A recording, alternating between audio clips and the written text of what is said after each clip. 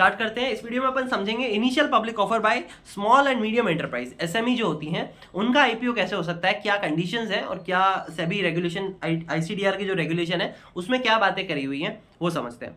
Entities सबसे पहले देख लेंगे। Entities not eligible to make an IPO, इसकी रेगुलेशन है 228 228 initial public offer in case of SME. ठीक है, एंटिटीज नॉट एलिजिबल यानी कि ये लोग एलिजिबल नहीं होंगे। ठीक है, कौन कौन? An issuer shall not be eligible to make an IPO if the issuer, any of its promoter group or director or selling shareholders are debarred from accessing the capital market. If any of the promoter or director of any other company which is debarred from accessing the capital market by the SEBI, if the issuer or any promoter or director or is a willful defaulter or a fraudulent borrower, if any of its promoter or director is a fugitive economic offender. पहले case में ये बोला कि वो लोगों को debarred नहीं करा होना चाहिए कैपिटल मार्केट से। दूसरे में ये बोला कि अगर वही प्रमोटर किसी और कंपनी में भी प्रमोटर डायरेक्टर हैं और उस कंपनी को मना किया हुआ है, डिबार्ड है वो कैपिटल मार्केट में कुछ भी करने से, ट्रांजैक्शन करने से, तो इन लोगों को भी मना मान लिया जाएगा। और तीसरे वाले में ये बोला कि अगर वो लोग फ्रॉडुलेंट बोरोवर, विलफुल डिफॉल्टर हैं तो नहीं करने दिया जाएगा, और फ्यूजिटिव इकोनॉमिक ऑफेंडर यानी कि भगौड़े नहीं होने चाहिए। सिंपल, ये लोग जो होंगे उनको किसी भी जगह पे एलिजिबल नहीं माना जाएगा। एक्सप्लेनेशन में नहीं पढ़ेंगे, चलेगा, आगे बढ़ेंगे। हाँ, एलिजिबिलिटी रिक्वायरमेंट्स क्या है फॉर एन आईपीओ। ठीक है, एसएमई के अंदर आईपीओ करने के लिए आपकी कुछ एलिजिबिलिटी कंडीशंस होती हैं। इसकी रेगुलेशन है 229, याद कर सको तो करो, नहीं तो अपन आगे बढ़ते हैं। देखो क्या बोला हुआ है, if post issue paid up capital is less than और equal to 10 crore rupees listed only on SME board. ठीक है, if post issue paid up capital, जो भी post issue paid up capital होगा ना वो 10 करोड़ जितना ही होना चाहिए। ठीक है, 10 करोड़ तक की लिमिट है, मतलब 10 करोड़ तक का आपका पेड अप, जो post issue paid up capital होगा उतना ही होना चाहिए, उससे ज्यादा नहीं होना चाहिए, तभी आपकी एसएमई बोर्ड में लिस्ट हो सकती है। अगर उससे ज्यादा ही होगी तो फिर आपकी एसएमई कैसे होगी? ठीक है, वो फिर तो बड़ी होगी ना कंपनी, ऐसी छोटी अगर है, छोटी के लिए भी देखो 10 करोड़ तक की लिमिट है, तो लेस देन और इक्वल टू 10 करोड़ रुपीज होनी चाहिए to list only on SME board. दूसरा, if post issue paid up capital is less then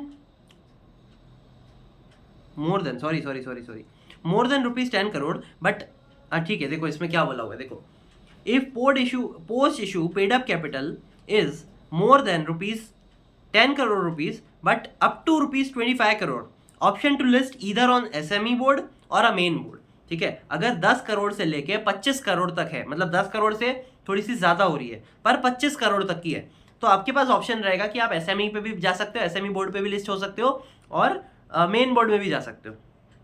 तीसरा, SEBI does not issue any observation on the offer board, offer document. ठीक है, सेबी काफी observations और होती हैं, उसमें काफी सारा टाइम चला जाता है, तो यहाँ पे इसकी थोड़ी सी वो बोलते हैं ना छूट दे दी कि आपके ऊपर कोई भी ऑब्जर्वेशन नहीं करी जाएगी सेबी के द्वारा। हालांकि वो लोग थोड़ी बहुत तो चीजें देखते ही हैं, सारी चीजें देखेंगे तभी वो होगा, किसी का नुकसान नहीं होना चाहिए। तो यहाँ पे मतलब इतनी वो नहीं है, स्ट्रिक्टनेस नहीं है। SEBI does not issue any observation on the offer document.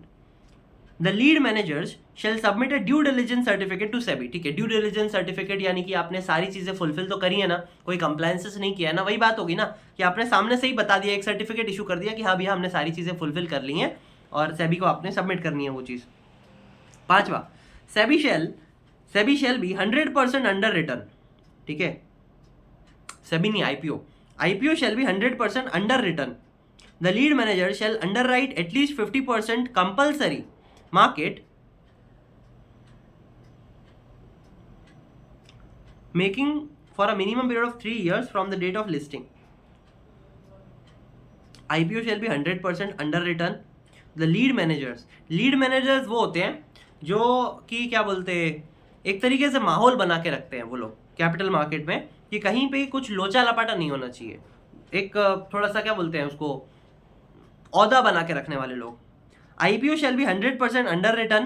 The lead manager shall underwrite at least 15% compulsory market making for a minimum period of 3 years. एक तरीके से लॉक इन हो जाता है यहाँ पे कि आपने 15% 3 साल के लिए रखनी है। ठीक है, अंडरराइट करके रखेंगे lead managers, market making for a minimum period of 3 years from the date of listing, listing से 3 साल तक के लिए वहाँ पे एटलीस्ट 15% कंपलसरी मार्केट में आपने रखनी है और 100% अंडर राइट को करना पड़ेगा IPO का। Minimum application size in IPO and trading lot shall be 1 lakh rupees. ठीक है, minimum application size in IPO and trading lot shall be 1 lakh rupees. 1 lakh रुपए तक का आपका एप्लीकेशन साइज हो सकती है minimum.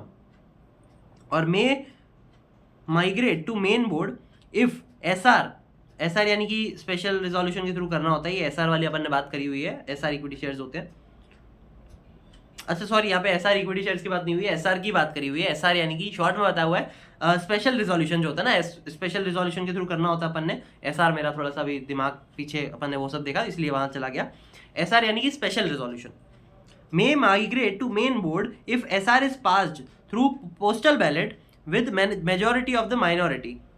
Majority of the minority, minority की अगर मेजोरिटी से वो लोग सहमत होते हैं स्पेशल रिजोल्यूशन और पोस्टल बैलेट के थ्रू ये सब होती है स्पेशल रिजोल्यूशन, उसके थ्रू वो लोग इसके लिए हामी भर देते हैं। माइनॉरिटी मेजोरिटी में आके, मतलब माइनॉरिटी की जो मेजोरिटी रहेगी वो लोग अगर पोस्टल बैलेट के थ्रू स्पेशल रिजोल्यूशन पास कर देते हैं टू माइग्रेट कि अपन मेन बोर्ड में चले जाएं, तो भी वो लोग कर सकते हैं। In case of an issuer formed out of merger or a division of an existing company, the track record of the resulting issuer shall be considered only if the requirement regarding financial statements as specified above are complied with। ठीक है, आगे बढ़ सकते हैं। General conditions भी कुछ दी हुई हैं, बस इतनी ही इसमें है। जनरल कंडीशंस एक बार देख लेते हैं क्या बोला हुआ है। An issuer making an IPO offer shall be ensure that if has an issuer making an IPO shall ensure that if it has made any application to one or more SME exchange for listing of its specified securities on such SME exchange and has chosen one of them as to designated stock exchange।